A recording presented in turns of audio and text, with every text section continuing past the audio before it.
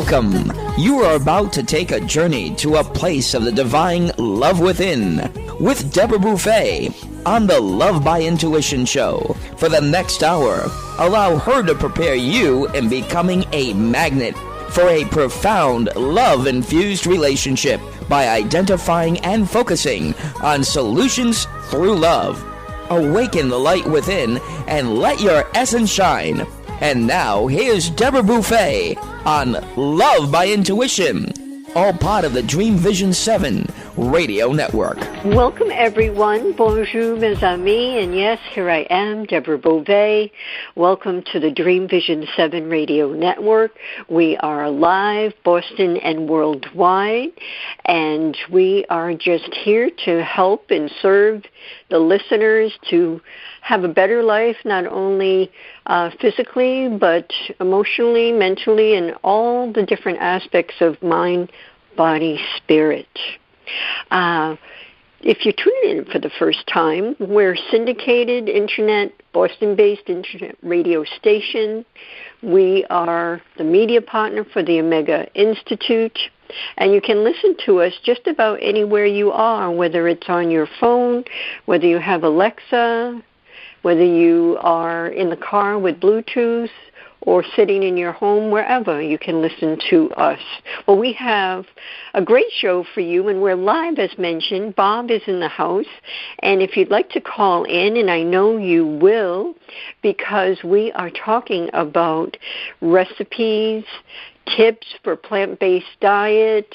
We have Debara Bruhn Towt with us, who has been living this lifestyle for 2 decades, and her partner has been living on a plant-based diet even longer.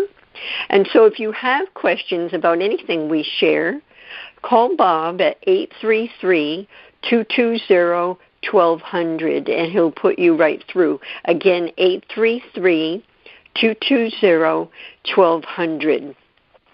So now Debara Bruhn Towt has her own radio show called The Second Genesis Awakening. Debara's lifestyle in itself is a Genesis birth and resurrection for life, and she has found a way of being that is easily integrated into any busy life and lifestyle that delivers a person into a new reality filled with possibilities in every moment. Debara is a singer and songwriter, and she, as far as her show goes, I want everyone to realize that you can tune in to Dream Visions, the number 7 radio.com, and listen to her show 12 a.m. and 12 p.m. Eastern Time on Monday and Tuesday every week. And her background is actually calling in angels, and she has done that for many years with her songwriting and singing, and all her songs really tell her story of her own journey in this life, and it's very fascinating. So if you'd like to know more about her, go to her website. It's callinallangels.com. It's all one word, callinallangels.com. So welcome to the show, Debara, and I'm so glad we're together again. Thank you for having me, and it's so great to be here, and thank you for that lovely warm-up. It's great. You're welcome. Yeah. And so for the listeners, because there may be different listeners for the Love by Intuition show, tell us a little bit about how you got started on a plant-based diet. Okay, well, it started actually, I think it's been in my thought form or the way of just the way I've always looked at life way back when I was a child. And but I wasn't as aware of it, obviously, as I am now. But I did notice that I watched my food, and I really wanted to be healthy, and that was very important to me. I had grown up and inherited, at least that's what they call it, inherited, but now I know different, but I had asthma, and as a child, and I was allergic to animals, and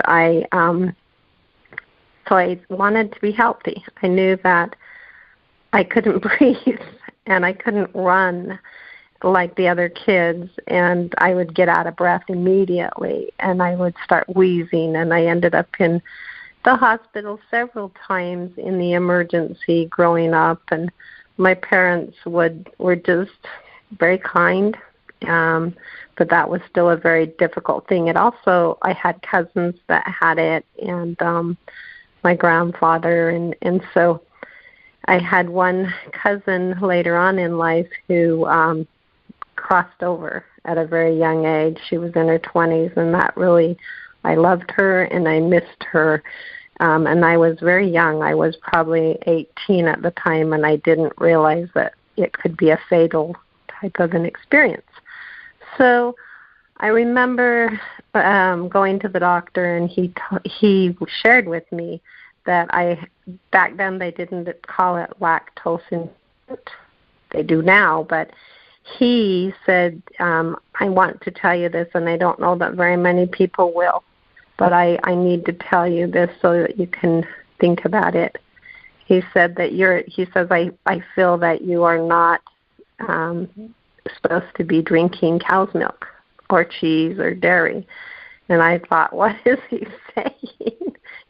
Because it was so shocking, and I so loved my milk. I thought, well, what would I do? My teeth will fall out, all of that I've been told.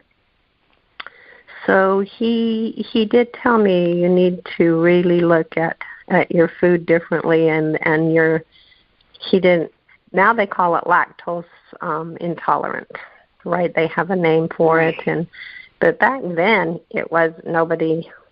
I didn't really. He said no one really knows about this, so I didn't even really talk to anybody about it. I just started to think different, and so now I have no asthma, and it's been over, I'd say 15 years that when I got with Adam T. Gardner, and we've been together for 15 years. We've known each other a lot longer. And I started to really do what we call the protocols of the Second Genesis diet. And I still had asthma, and I carried an inhaler at that time. So everywhere I went, I had an inhaler, and I would pull it out. I just had to have that inhaler. And I feel like it was emotional as well, because I had started eating better. But when I can say now, Deborah, I haven't had an inhaler for probably, I would say, over 12 years. And I get around animals now, and I really worked on it. And so for me, a lot of people will say, well, but I know that I changed my diet long ago, and that I start with these protocols. I really stepped it up to where I don't even have an inhaler, and even telling this story seems odd. It seems like, was I ever really like that? It's because I begin to take breathing for granted. That's what it feels like. And I can go out, and I'm not jogging yet. I haven't, but I'm learning how. I've gone out walking, and I used to walk. I mean, I'm a walker, but I never really ran. And we were hiking up hills, Adam T. and I, and straight up hills, going hiking, and I noticed, he says, well, you're just used to breathing a different way. So he showed me another athlete way of breathing, and I noticed that made all the difference. And so how is that? Are you breathing through your tummy? I was breathing. Yes, I was breathing like I had asthma. I was actually done it my whole life, so I had to reset my thinking. That's what I noticed. I was anticipating that I was going to not have a breath.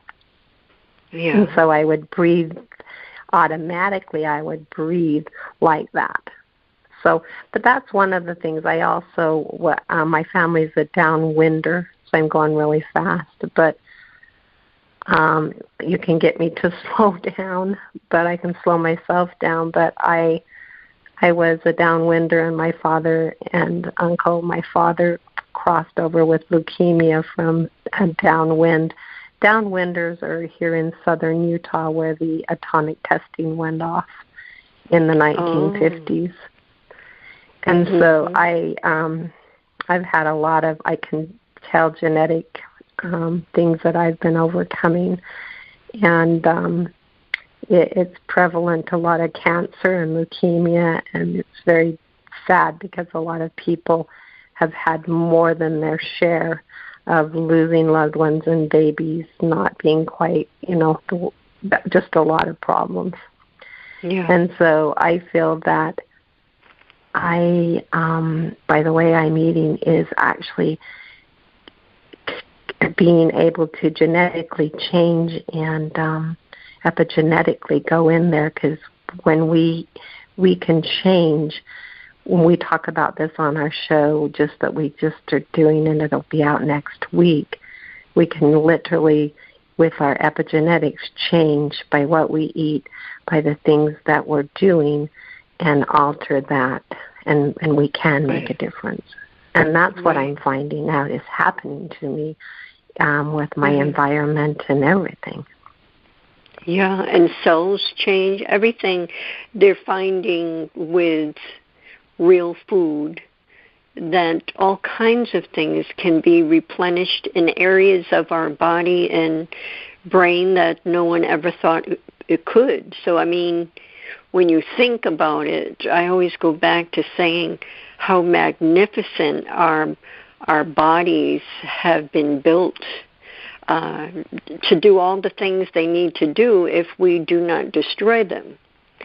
So one of the things I wanted to follow up on the breathing, how differently did you learn how to breathe better so that the asthma would subside?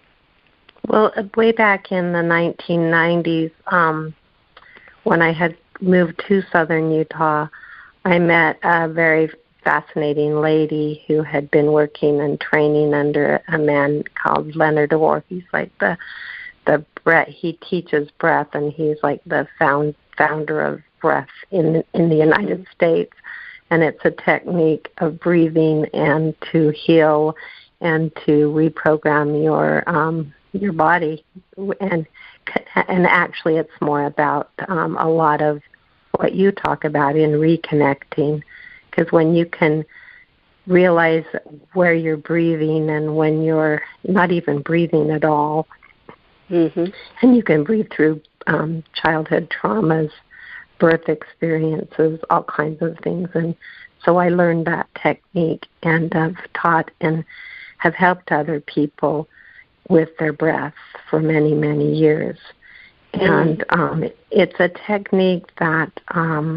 and in fact, Adam T. and I breathe all the time. We all breathe all the time. That makes us laugh. But when we find ourselves in stress or that something's happened, we go, or something's triggered us, we'll start breathing.